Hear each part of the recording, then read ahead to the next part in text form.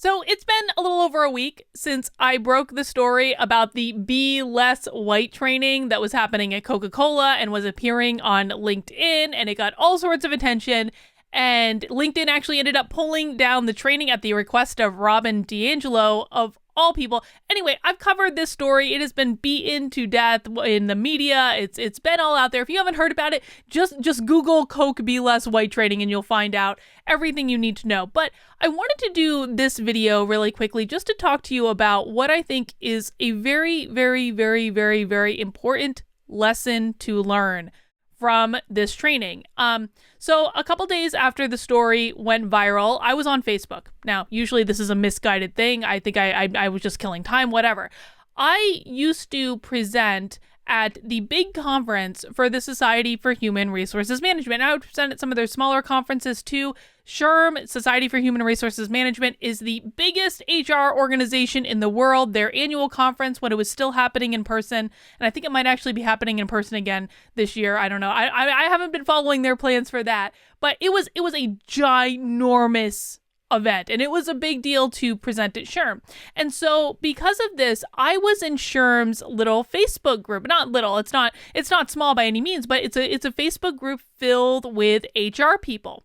And so I happened to log on to my Facebook one day, and the very first thing I see at the top of the page is a discussion post in the SHRM Facebook group that is talking about the Be Less White training and saying, oh my gosh, guys, have any of your employees come to you asking about this Be Less White training? These are HR professionals. Now, my inclination, as soon as I saw this, I was like, oh God, here we go. Because I gotta tell you guys, I have met a lot of amazing people in SHRM. I really have. I still have friends to this day that I've met through SHRM.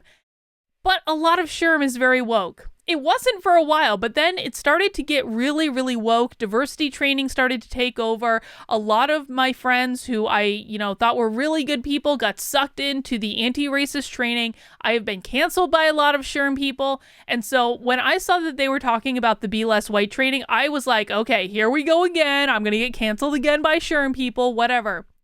But that's not what happened. It's not what happened. They were shocked. They were shocked to see something this overt and this in your face as a training that had a slide that said try to be less white.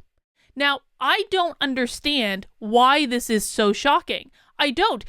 So many of these companies have given out copies of the book White Fragility to their employees ever since the death of George Floyd. I mean, this was a very big thing. It was like companies were doing White Fragility book clubs, and they were handing out free copies of their employees, and it was becoming mandatory reading. And if you read the book White Fragility, as I've documented umpteen times on this channel, White Fragility literally tells you that if you are white, you're racist. That is what the book says. It is a 150-page confession of Robin DiAngelo confessing that she is a racist white lady. And so for me, I was a little bit surprised because I was like, you guys have been assigning this book to your employees for the better part of the last year. And you're surprised that a training featuring Robin DiAngelo came out and said, try to be less white? This is this woman's MO. She makes tens of thousands of dollars doing this type of training in your companies, and you didn't know what she was training about? But they didn't. They didn't. At least not the people commenting on this specific discussion post. They didn't know it had gotten this far, and they weren't okay with it. And that moment to me was an aha moment. See, I think the thing of it is people that are probably watching this video, and, obviously I tend to think I'm a higher information person now than I was a year and a half ago. But, we read so much, and our heads are in this all day, every day, and we know what these things say, and we've seen the data, and we've seen it. It's been put in our faces. We know this information. And I think because we're such high information people, it is really, really, really easy to forget that not everyone knows this information. Not everyone reads like we do. Even if they're assigning the book White Fragility, it doesn't mean they've actually read it. It's probably because they saw a presentation of someone that told them to assign the book, and they just did it without looking into it. Now, does that excuse it? No. No, it does not excuse it. But if we're going to defeat critical race theory, if that is the goal, we need to do a better job at bringing people along with us. We need to do a better job at not treating people like they're idiots if they don't know what this stuff means. We need to do a better job of helping to, I hate to even use this word, educate people about what this training is and what it does. Because I know, and I am guilty of this, guys. I'm guilty of this. It is a knee-jerk reaction to push back on someone or call someone stupid or call someone a racist. Guys, P.S. I have gotten emails from my professional website from people who think I was doing the Coke Be Less White training who are calling me a racist. And I'm like, I just reported on it. I don't have a key for this crap. But even people on my own side are attacking me because they're not paying attention and reading. So is it any surprise that people on the other side are kind of doing the same thing? We need to do a better job of being more forgiving. And this is why I don't really support a Coke boycott, if I'm honest. I think that someone at Coke, and it's probably like a manager in their HR office that works on diversity and inclusion initiatives, like it's probably someone with not that much experience. I'm guessing, based on what I've seen happen in places like this before. That's probably the type of person that put Coke's training together. And then it got blessed by the higher ups who probably didn't take time to look at it or really understand it. And does that excuse any of it? No, it doesn't. But is calling them racist going to fix it? Is boycotting their product going to fix it? Well, no, it's not. And we've actually already seen that because Coke has not changed their diversity plan. They're still doing the training. Yes, the specific Be Less White training was pulled off of LinkedIn. But guys, it wasn't. And, we need to be intellectually honest about this. When it was first pulled down, I was like, yes, it was because there was backlash. No. That's not what happened, and we found that out when Robin DiAngelo released a statement basically saying that she disavowed this training. What I think happened is Robin DiAngelo didn't realize that this little interview that she had done with this third party called Big Think was cut into a training program and put on LinkedIn Learning, and I'm going to bet that she wasn't getting royalties from it, and she was pissed about that because we all know, if we know anything about Robin DiAngelo, is that she's making a ton of money. You have to pay hundreds of dollars in order to get on a phone call with this woman. You think she's going to let a training be out there that she's not profiting from? I don't think so. And so I think what happened is the fact that this all blew up alerted Robin DiAngelo to the fact that there was a training out there that she was doing that she wasn't getting paid for, and that's why it got pulled off LinkedIn.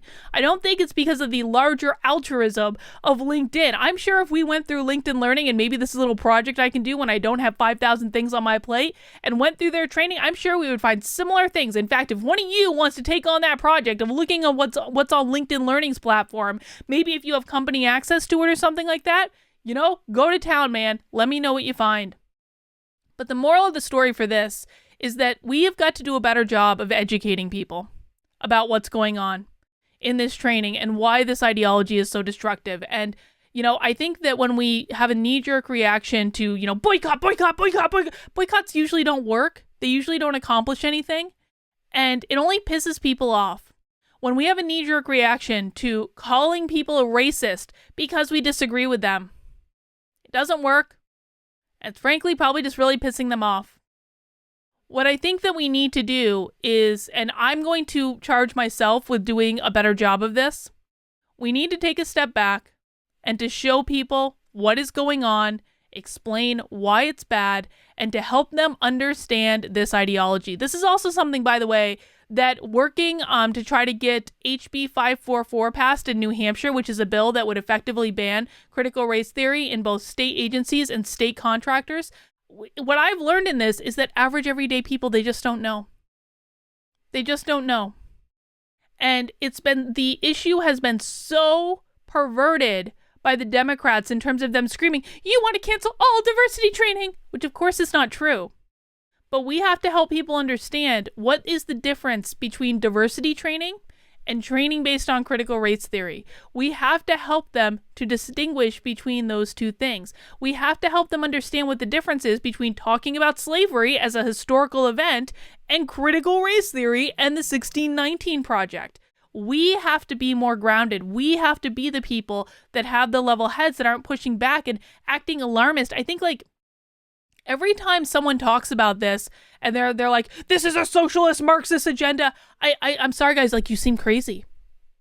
You seem crazy when you do that. You do. I'm sorry, you seem crazy. We cannot seem to be the crazy ones in this scenario. We have to let the left look like they're the crazy ones while we are calmly and rationally explaining why training people to be racist is not going to defeat racism. You do not fight racism by creating more racism. And again, I put myself in a category that, it's hard. It's hard. There is something spiritually evil about this ideology, and it gets in and it screws with your head. It really does. And I'm still trying to put my finger on, like, what exactly is it that makes this ideology so insidious? Because to me, and I don't use these words lightly, like, I think it is a spiritually evil ideology. It takes over people. It turns them into pod people. It turns them into shells of human beings that can't think for themselves, that just recite the same words over and over again. Silence is violence. Words are violence. It's like it makes them into like shells of their former selves. So the message here is, please don't have knee-jerk reactions where you're screaming at people that they're racists. What you need to do, take a few deep breaths, step back, and explain to them and be patient with them. And yes, this is going to require saying the same thing over and over and over and over again. And that kind of sucks and it gets really boring and you feel like you're a broken record. But that's what's required.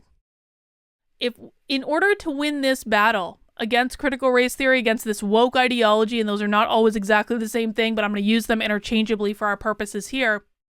In order to win this battle, this is not going to be about some big, grand initiative. It's got to be about little conversations and little steps forward every single day. Every single day. That's what it's got to be. And if you're pissing people off because you're having a knee-jerk reaction and you're screaming about how they're racist, that's not going to help. Listen, I had the experience this week of a clip of me on Fox News getting taken completely out of context and making me look like I was an SJW that was advocating for anti-racist math, which is the stupidest thing in the world. But what happened when that clip went viral on like 3 different social networks is I got inundated with the most hateful, ridiculous messages from people on the right that I've ever seen before. If I was really on the left, if I really thought that math was racist, if I had really had that ideology drilled into me over the course of years and years and years of education and training and all the things that many of these anti-racist activists are doing, do you know what these hurtful, hateful messages would have told me? It would have told me that I'm right and they're assholes. That's what it would have told me. It would have told me that I was absolutely right with every evil thing I thought about the right because of all these evil messages that I'm getting. Now, I know, because I have enough experience in this now, to know that that does not represent the majority of the right. But it does represent people who are not paying attention, not fact-checking, and having a knee-jerk reaction and then lashing out at someone that they believed was trying to advance this ideology because they saw a clip that was taken out of context. It got nowhere. It accomplished nothing. And it would have only made the person, like if I was actually an anti-racist trainer, I'll tell you what, it would have only made me dig my heels in so much further and to say people on the right are evil and racist and homophobic if I'm basing it purely on the messages in my inbox that I got off of that clip going viral. We all have to do better, folks. We all have to do better. And I know it's hard, and I know it's not the message you want to hear, but what do you care about more? Do you care about defeating this evil ideology? Or do you care about getting your rocks off on sending a mean comment or a mean email or a mean tweet? Which do you care about more? That's the question. I care about defeating this ideology. Now, I am not a perfect person. I like mean and snarky tweeting as much as the next person. I know this is going to be a process. You have to choose your battles. But I am committed to trying to do it better and to trying to help to bring people along a little bit better than I have been. And I hope you will too, because I'll tell you what, if I'm going to put in all this energy to being nice to these people, I'm gonna be mad if people try to ruin it by jumping in and calling them a racist and scaring them away. So just an idea to think about. Let me know your thoughts by leaving a comment. I would love to hear that. That's all I've got for right this second. I'll see you soon.